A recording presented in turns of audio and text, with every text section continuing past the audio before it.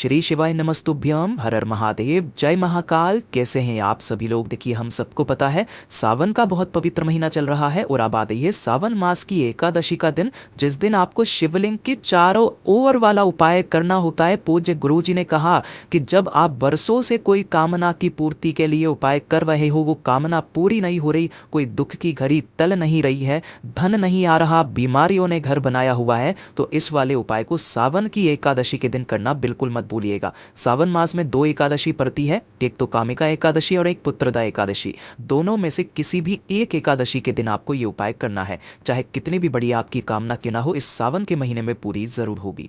पूज्य गुरु जी की कथा से सुन करके और समझ करके पूरे उपाय को बड़े ही आसान भाषा में आपको बताऊंगा, परंतु उससे पहले आप सबसे एक छोटी सी प्रार्थना। जो लोग पहली बार आए हैं, चैनल को सब्सक्राइब जरूर कीजिएगा, वीडियो को लाइक करके देवादिदेव महादेव का कोई सा भी प्यारा नाम कमेंट बॉक्स में लिखना मत भूलिएगा। इस पूरे वीडियो में हम 3 महा उपायों के बारे में बात करेंगे, जो कि आपकी अलग अलग कामना पूर्ति के लिए सिद्ध होंगे। ध्यान से सुनना, समझने की कोशिश करना। सबसे पहले बात करते हैं पहले वाले उपाय की। देखिए, पहला वाला जो उपाय है वो आपको शिवलिंग की चारों ओर करना है। पूज्य गुरु जी ने कहा कि अगर आपकी वर्षों पुरानी कोई इच्छा है, कोई कामना है, कोई हृदय की बात है, आप हर सोमवार, हर प्रदोष, हर शिवरात्रि, हर एकादशी उपायों पे उपाय कर रहे हो, आपको उस उपाय का फल नहीं मिल रहा, आपके मन में आया कि महादेव तक मेरी कामना नहीं पहुंच रही है, मेरी मनोकामना बाबा पूरी नहीं कर रहा है, तो सावन की दोनों में से किसी भी एक एकादशी के दिन आपको ये एक बार उपाय करना है। आपको क्या करना है? इसके लिए लेना होगा बेलपत्र। और इस सावन के महीने में बेलपत्र का कितना बड़ा महत्व होता है ये मुझे बताने की शायद ज़रूरत नहीं है, ठीक है। कितने बेलपत्र चाहिए? 108 बेलपत्र चाहिए। अब आपको घबराने की भी जरूरत नहीं है कि भैया कहाँ मिलेंगे। अगर आप शिवालय में जाएंगे ना, तो शिवलिंग के ऊपर ही आपको इतने सारे बेलपत्र मिल जाएंगे, उसके चारों ओर ही आपको इतने बेलपत्र मिल जाएंगे। तो आप वहाँ से 108 बेलपत्र सुंदर सुंदर सी, जो कहीं से भी खंडित ना हो, ऐसी बेलपत्र लेकर के आ जाना है, धो करके स्वच्छ जल से। साथ ही साथ आपको लेना होगा थोड़ा सा लाल चंदन, ठीक है। इस तरीके से लाल चंदन ले लेना। कोशिश करना कि इस तरीके से मुठिया रखा करो, जिसे घिस करके जो चंदन निकले वो वाला लाल चंदन ले लेना, ठीक है। और साथ ही साथ लेनी होगी थोड़ी सी मोली या कलावा, जो होता है ना, ये मोली या फिर कलावा। जो आपने 108 बेलपत्र लिए हैं, उन 108 बेलपत्र की पत्तियों पर, है ना, आपको एक एक अंग का संबोधन बनाना है, मतलब एक एक बिंदी इसके चिकने हिस्से की तरफ ओम नमः शिवाय मंत्र का स्मरण करते हुए, या फिर शाम्ब सदाशिव इस मंत्र का स्मरण करते हुए आपको सभी बेलपत्र पर एक एक बिंदी लगा देनी है, ठीक है। और इसकी डंडियों को तोड़ना नहीं है, ये वाली जो डंडी है ना, इसे तोड़ना नहीं है। इन्हीं डंडियों में से पिराते हुए आपको इस बेलपत्र की माला बनानी है। उस लाल धागे में 108 बेलपत्र की माला, इस चीज का ध्यान रखना। जो मोली या कलावा लिया है ना, उसी में आपको 108 बेलपत्र की माला बनानी है। उसकी जो डंडी होती है ना पीछे की, इसमें गिथान लगाते चले जाओ, गिथान लगाते चले जाओ, होता चला जाएगा। क्या मेरी बात आई समझ में? तो जो ये आपने 108 बेलपत्र की माला बनाई है, इसे लेना और एक लोटा शुद्ध जल अपने घर का लेना, तांबी के कलश में, ठीक है। इन दोनों को लेकर के पहुंच जाना भोलेनाथ के मंदिर में, शिवलिंग के पास। कोशिश करना, पूज्य गुरु जी ने वैसे तो कहा कि अगर आपके पास में गंगा जल है तो गंगा जल जरूर मिला लेना इसके अंदर, 1 या 2 बूंद, ठीक। और उसके बाद में लेकर के पहुंचोगे शिवालय में। उत्तर दिशा, नॉर्थ डायरेक्शन की तरफ मुख करके खड़े होना है। सबसे पहले आपको करना क्या है? जो एक लोटा शुद्ध जल लेकर के आए हो, देखिए सावन मास की एकादशी, जो एकादशी होती है वो भगवान विष्णु को समर्पित होती है। तो जो जल आप यहाँ पर समर्पित करोगे वो किनके नाम से करोगे? हरि हर महादेव के नाम से करोगे, है ना। ये हरि और हर दोनों का मिलन है, और उसके कारण जो आपकी इच्छा की पूर्ति होती है ना, वो बहुत विशेष कामना की पूर्ति होती है। लोटा शुद्ध जल समर्पित करेंगे ओम नमः शिवाय मंत्र का स्मरण करते हुए।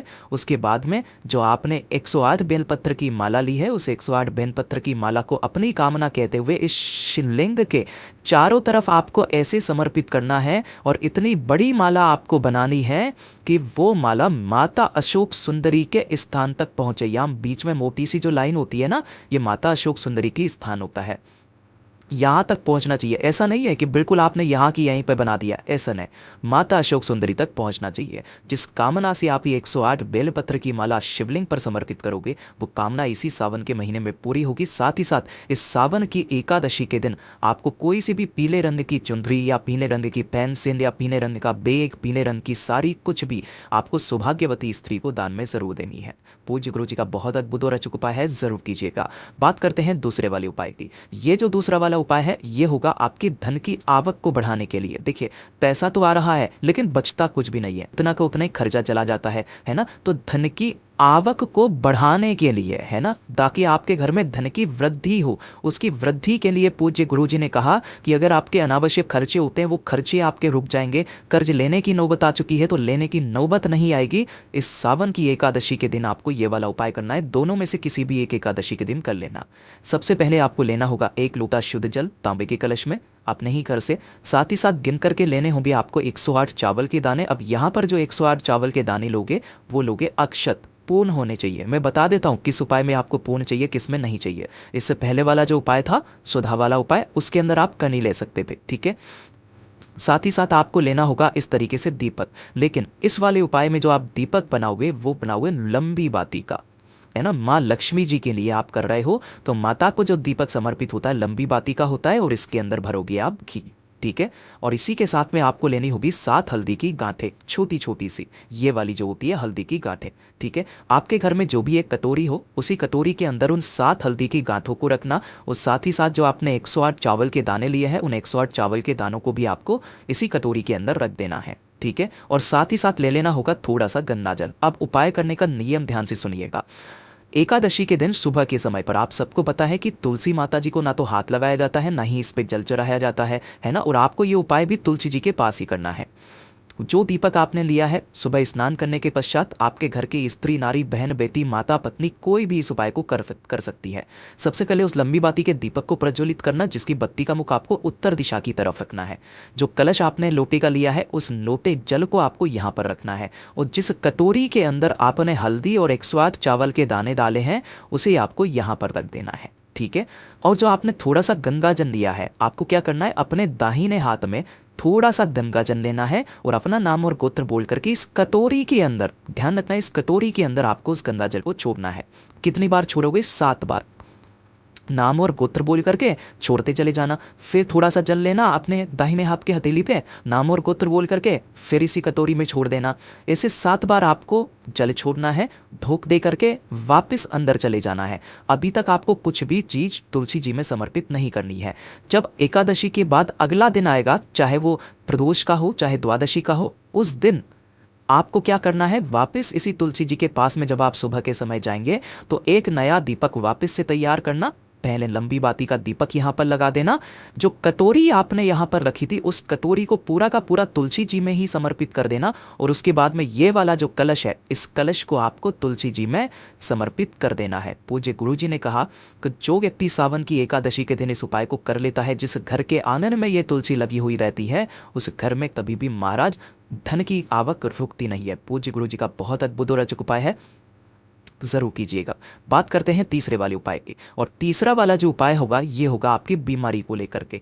चाहे आपके किसी से भी संबंधित बीमारी हो, शारीरिक बल ना हो, शारीरिक कमजोरी बहुत ज़्यादा है ना, मतलब जिसे दुर्बलता कहता है ना, बहुत ज़्यादा पतला कोई व्यक्ति होता है, शरीर में ताकत नहीं रहती, खाता पीता नहीं है ना, तो उसके लिए नंदीश्वर महादेव का ये उपाय करना बिल्कुल मत भूलिएगा। देखिए आपने करना क्या है, सबसे पहले आपको इस तरीके से लेना है हरा मूंग, ठीक है। इस हरा मूंग को आपको जल के अंदर थोड़ा सा फुला लेना है, ठीक है। कितना? 1 कटोरी के बराबर आपको लेना है।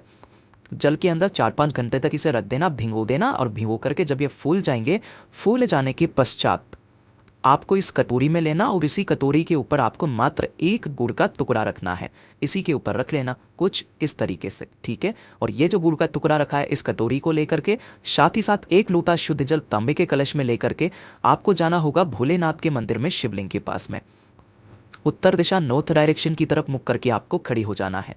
उसके पश्चात जो आपने एक कटोरी ली है ना, जिसके ऊपर आपने हरा मूंग और गुड़ रखा हुआ है, उसे आपको जलाधारी पर कहीं पर भी आपको रख देना है। दोनों हाथों में उस कलश को पकड़ना, जिस व्यक्ति के लिए आप ये उपाय कर रहे हो उसका नाम और गोत्र बोलना, और इस संपूर्ण जल को नंदीश्वर महादेव के नाम से, किन के नाम से करोगे? नंदीश्वर महादेव के नाम से उसे समर्पित करना। समर्पित कर देने के पश्चात इस जलाधारी पर रखी हुई इस कटोरी को अपनी कामना कह करके उठा लेना, और उठा करके आपके आसपास में जो भी नंदी बाबा मिले, मान कि बेल जो मिले जिसकी नाक में से रस्सी नहीं गई हुई हो, उनके पास में जाना, इस हरे उमू और गुड़ को नंदीश्वर महादेव का नाम लेकर के उसे खिला देना। नहीं मिलते हैं तो आपके घर के बाहर जो गाय आए उस गाय को आपको खिला देना है। जिस व्यक्ति के लिए आपने ये उपाय कर रहा है उनके लिए शारीरिक बल, साथ ही साथ उनकी समस्त बीमारियां भी खत्म होगी। पूज्य गुरु जी के सभी उपाय बहुत ही ज़्यादा खास और अद्भुत ज़रूर कीजिएगा। वीडियो पसंद आए तो लाइक ज़रूर करना, चैनल को सब्सक्राइब ज़रूर कीजिएगा।